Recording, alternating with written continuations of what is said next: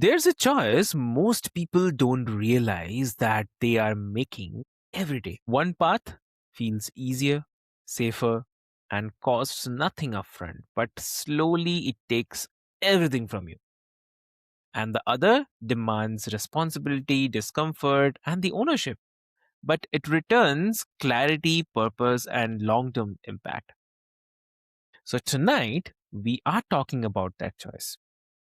So, hey, dear listeners, welcome back to another powerful episode of Mind Meets Machine, where we explore the leadership, consciousness, and the human decision making in a world shaped by pressure, systems, and technology. So, this is a space for the honest conversations about responsibility, identity, and the growth. And our guest today, please welcome Caleb Matthews. Welcome to the show. Thank you, Avik, for having me. It's always a delight to have conversation with you. Really looking forward to this one today. Amazing, Caleb. Thanks so much for joining today. Dear listeners, before we delve deep into our discussion today, I'll quickly love to introduce you with Caleb. So, Caleb is the founder of the C Link and an international motivational speaker with over 20 plus years of experience helping the leaders, creatives, and faith driven individuals discover their purpose. So, through his DNA of design framework, he helps people to see how spirit, soul, and body align for the clarity and impact. And in this episode, we are exploring the victimhood versus leadership. Why one feels cheap but costs everything, and on the other hand, why the other feels expensive but creates long term return. So, why do wait? Let's get started. Welcome to the show again. Thank you so much. These are always circled on my calendar whenever I get to speak with Avik and his team. Little bragging on him and his team, just because they're so filled with deeper questions than just the ordinary questions. So I'm really, really excited about what's to come. Amazing, amazing. Great to have you always, Caleb. So, Caleb, like before we label anything like as victimhood or leadership, I want to start at like in your experience, what moment usually wakes someone up to the fact that they have been living from reaction instead of responsibility? Moment of intersection comes when cultural constructs meets our individual destiny. And what I mean by that is we're surrounded every day by cultural peer pressure and conformity. And in the word conform is the word con and form. So there's that pressure of getting into a con job. We've heard that phrase before of forming into an image that culture says, oh, if you don't do this, you're not going to be a successful business person. If you don't do this, you're not going to have a proper education. You know what I mean? So this is where the problem begins, is when we give into a conform construct instead of our own individual DNA of design. Okay. Okay. So, like that moment of awareness often arrives quietly, but it changes everything, like how everything else is seen, right? So, when we're talking about this, I also believe that there definitely would be a kind of misconception, which is a common misconception. I would say, like, victimhood often looks harmless and even justified. But I'm really curious, like, why does it feel like it cost nothing in the beginning? And Yeah. It's easy to get on the mm, bandwagon, so to speak, when everybody else is saying, okay, let's all protest about this or all like resist this or follow the crowd just because it seems like the right thing to do. There's no cost involved to follow what a big chunk of other people are doing. But when mm, it becomes costly is when you and I and our audience, we decide to go on a path that goes against the grain. That's when the cost starts to come. But in the mm, beginning, it can look relatively harmless, especially when we're doing something that maybe everybody else has done, like the way that Tony Robbins is doing it, or Grant yeah, Cardone is doing it, or all these influential people, but they have their own walk to walk, and we have our own. But it can look harmless because learning from people is not a bad thing. No different than me learning from you, Avik, or you learning from me, or from our exactly. audience. But if we let that become our identity, then that's when it becomes dangerous, in my opinion. I definitely buy out your point, definitely. And that false sense of safety is what makes it so difficult to recognize early, right? And also, like the root cause, right, which is very, very important, and the deeper patterns also. Like, so if you go deep, like, where do you see that victimhood really coming from? Is it the trauma? Is it the culture, conditioning, or something more spiritual in nature? I'm going to say all of the above. And this is where multiple perspective advantage comes into play, MPA, and looking at a bigger, broader view.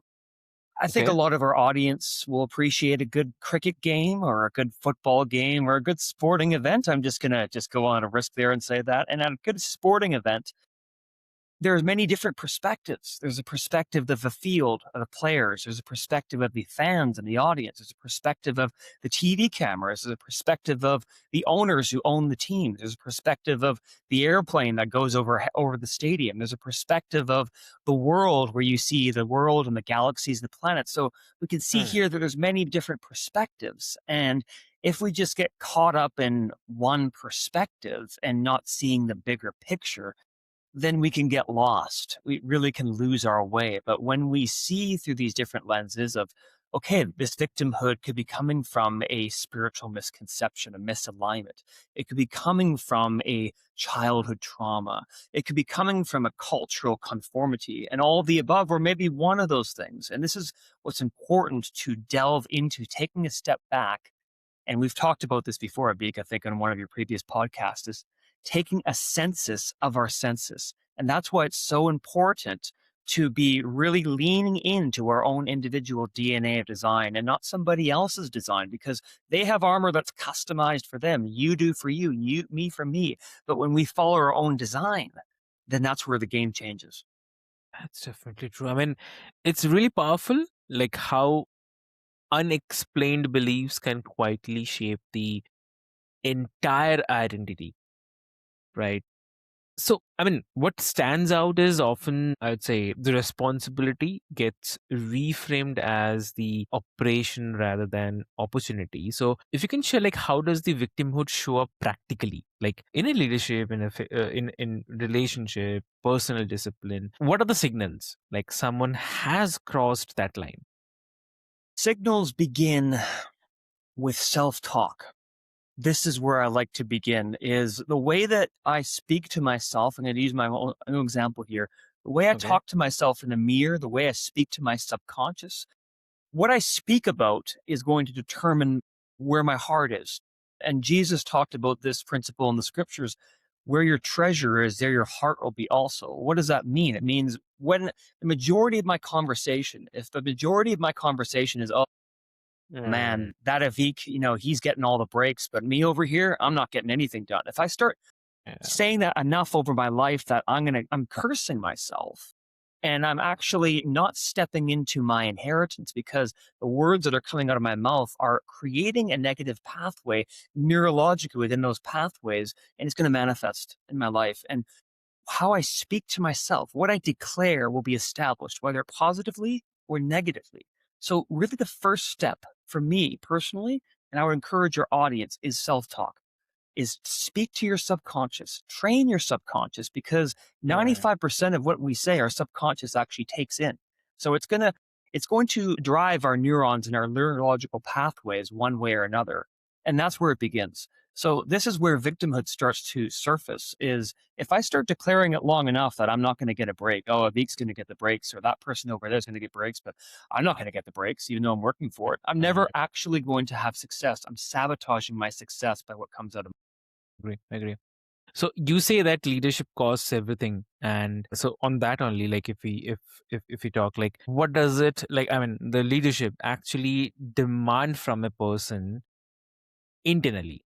Great calling demands a great separation internally and externally. And we cannot do things the same way that 99% of people do them, because if we do, we're not going to follow our purpose. And that might sound cruel or harsh, or, oh man, Caleb, that sounds like such a high bar, but it really is true.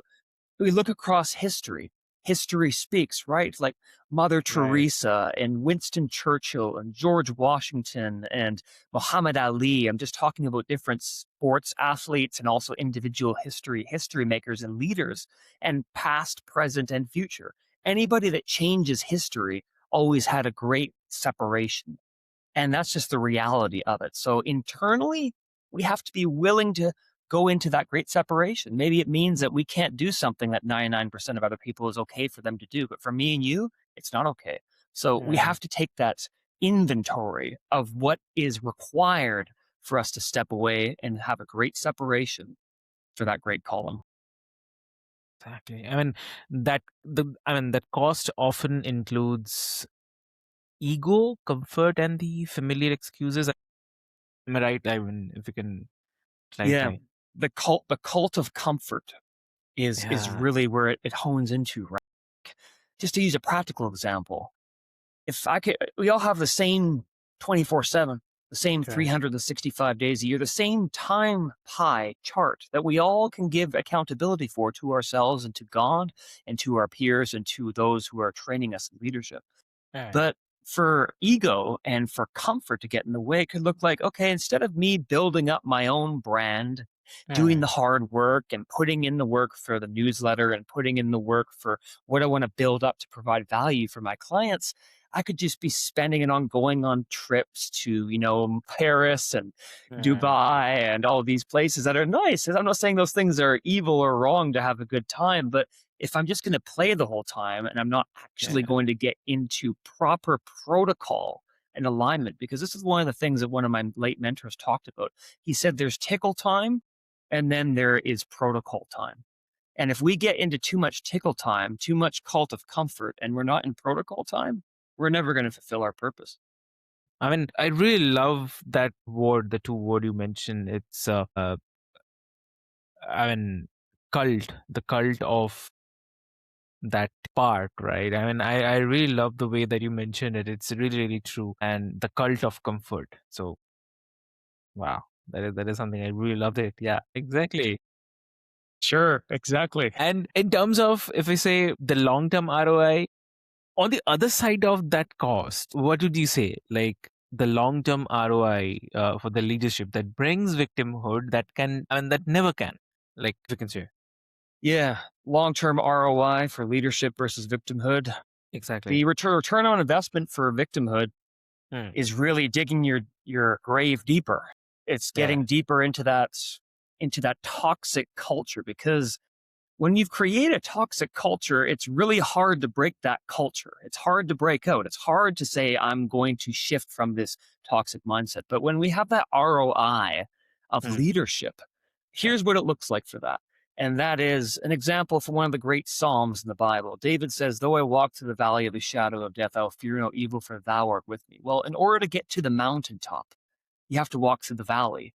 And the Right. height of our mountain is proportionate to the depth of our valley. So if we walk through our suffering, which we all have suffering, we all have hardship, we're Right. not shying away from that. This world is a tough place, but there's one of two options. We can choose to continue in victimhood, or we can choose to embrace our obstacles and turn those into our arsenal. So the depth of our valley is proportionate to the height of our mountain. So that ROI for a leader is, yes, I've had suffering. Yes, I've had hardship, but how can I use my story and my individual DNA design to liberate somebody else, even if it's just one person? Just take one person. If I can liberate one person with a story from my hardship and my testimony, that's worth it. That's the ROI of a leader versus a victim says, I'm going to wallow in my own self pity. A leader says, I'm going to use my suffering for somebody else's triumph. And that written, I don't think it's just a kind of external success, but it's the authority and the peace from the inside, right? And so, for everyone who is listening right now, I definitely want to ask everyone, honestly, like, where in your life are you paying nothing today? But losing something valuable over time? Please do let us know. I'd love to know from your end. And also, Caleb, like, if you can also share, like, from your experience, and what would you say on this? Where I'm paying nothing, you mean? Or something that doesn't cost something for me? Yeah, yeah, What doesn't, I love that. What doesn't cost yeah, something for me? What costs nothing but costs everything? It's like a paradox. yeah. What costs nothing but costs everything is to make that daily decision to move the needle 1 inch Hmm. further. 1 inch further. That costs nothing Hmm. because it's one decision I can make to do something or something else, but it costs everything. So it's both. It costs nothing, but it costs everything because here's a perfect example of this conversation we're having Hmm. right now. Yeah. You and I, Avi, could be doing anything else right now. We could be doing anything else for 45 minutes. We've chosen to have a conversation of where mind meets machine, where Hmm. our perspective meets the machine of the world that we live in. This is the decision that we've made. So this is costing me nothing because this is my passion, but it's costing Yeah. me everything because I'm not going to be able to have this moment ever again in my life. So it's both. So it's cost me nothing, but it's cost me everything. That's the beauty of time. Time Yeah. is that vial that costs you nothing because you're living the moment, but it costs Hmm. you everything. So I think it's both. Amazing, amazing. And that hidden part, right? The victimhood. The victimhood, it can feel like it's protecting us from something. But in one thing, I'm curious, like, why do you think that people are actually trying to avoid when they stay in that victimhood? They're trying to avoid embracing our God given Hmm. trichotomous being. We have a spirit that has a soul, that has a body. Hmm. And victimhood will say, well, I can only control what I can control. And if it's out of my control, then Hmm. I'm just going to wallow in pity. Oh, life's been unfair. Yeah. I couldn't do it because somebody cheated me, or oh, God is, hates me, right? Like, or even putting the onus on God. Is it that kind of regret they have in their mind or something, or like what? Yeah, it's an unwillingness to embrace the mystery. It's an unwillingness to embrace the mystery of the spirit, soul, and body because most of our world, we've talked about this before, is in the dichotomous worldview. It's in the mind and the body, but separate from the spirit. And that's why I love speaking to people like yourself from India because you are brilliant minds, but the spirit is a fascination and Yeah. it's together. Whereas in the West, we like to go in extremes. Oh, well, either completely into the intellectual or completely into the spiritual, but they're separate. But they were never meant to be separate because the Mm. Bible says that spirit and soul, God created man and woman in his own image. In his image, he created them. And the word of God divides both spirit and soul, the joints and the marrow. There's a combination of the spirit and the soul. That's why it says in the Psalms, David says, why, oh my soul, are you downcast? Well, who's talking? His spirit is talking, not Yeah. his soul. There has to be a combination. And I think that's where people get off track to answer your question. That's lovely. Yep. Yeah. And I totally believe like it's a combination. I mean, the spirit and soul. So definitely it's a combination. And yes, you rightly said that the men and women is just a picture. I mean, we just seeing them like that, but it's the soul. Yeah, exactly. And in your experience, what will be the most, or maybe what will be the most important moment that usually flips the switch? Like where someone realizes that I cannot keep living like this and I just need to start choosing the leadership, kind of. Moment where it starts to shift, that that that worldview shift takes place when the pain of being good is greater than what you could be in your individual God-given alignment. And what I mean by that is being good for long term is not enough. There are plenty of people who are good at what they do. Life can be enjoyed in a good way, but being what the God aspect, we're walking in your design versus being good at something. When you realize that being good is no longer enough and you want to have joy and fulfillment, I want to use an example from one of my great movies, a very famous movie called Chariots of Fire. I'm not sure if you've Okay. ever seen it before. It's about the story of Eric Liddell and Harold Abrams, two runners who ran for the UK in the Paris Olympic Games. And one was a Christian and one was a Jew. And the Christian, Eric Liddell, he had this phrase he said when he ran, he said, when I run, meaning running in the Olympic Games, when I train for running and when I run, I feel God's pleasure. I feel like I'm in my alignment. I'm not just good at something, I'm experiencing joy. This is the moment. This is the moment where we shift. It's when, okay, I can either continue to settle for the good or I can do what I'm built for. When we reach that decision, then that's when everything changes from just being a victim and doing things that are good versus actually doing something that is fulfilling. That's what it means to walk in our DNA of design, right there. Exactly. Exactly.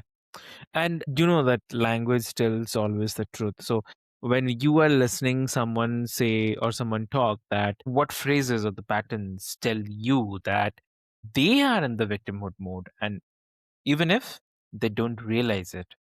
Some of those patterns for me is when somebody is talking about everything that's around them or happening to them or their environment more than they're taking ownership of Okay. their decisions.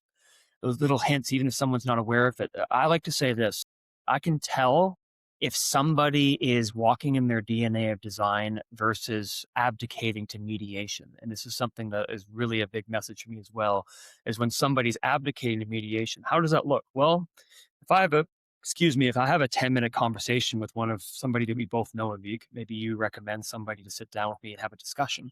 And the majority of the discussion they're spent talking about, oh, my mentor says this, or, my teacher says this. And they're almost talking third person versus actually taking ownership of what's happening in their own individual life. It's okay. I understand that you respect your mentor and you have things that you've learned or things about that season, but I want to hear about what you believe, your lens, and I want to hear you take ownership of your walk right now versus living third person. That's one of the clues I look for, is if somebody's abdicating to guruism or mediation or really good teachers, but they're not actually owning where they're at. That's one of the clues I look for, is abdication and mediation. Okay. And a lot of people think that the leadership means controlling the outcomes. So how do you define it? Like when life still feels like uncertain, messy, and unfair. I would say there has to be an element of uncertainty, but there also Okay. has to be an element of partnering with that uncertainty. What does that look like? That looks like the example, a very, very simple example of a ship going out into the ocean with its sails up. We don't know where the wind's going to come from as a ship. Ship does not know that. But when your sails are up and when the wind does come, what's guaranteed is that it will propel you into a direction. If the sails aren't up, then the ship's not going to go anywhere. And the wind of uncertainty in life and the sails in the ship of our own individual posture. Our posture is what we can control. We can't control where the wind's going to come from, but we can control our posture. And our posture is putting ourselves in a position to succeed. It's being willing to be going out there, even if it means taking a risk that other people don't understand. But willingness, partnering with the unknown, that's where the gravy is. That's where the sweet sauce is. Because if we aren't willing and there's a wind of momentum coming, then somebody else is going to take advantage of that momentum. If I am so focused on posturing and I'm striving too much, then I could also miss that wind as well. So we have to meet in the middle. We can't be too extreme. There's a culture of extremes, we can get off course. And like the leadership cost you everything upfront, then I'd say, like, what are the daily reps, maybe the small decisions that create long-term ROI that you're talking about?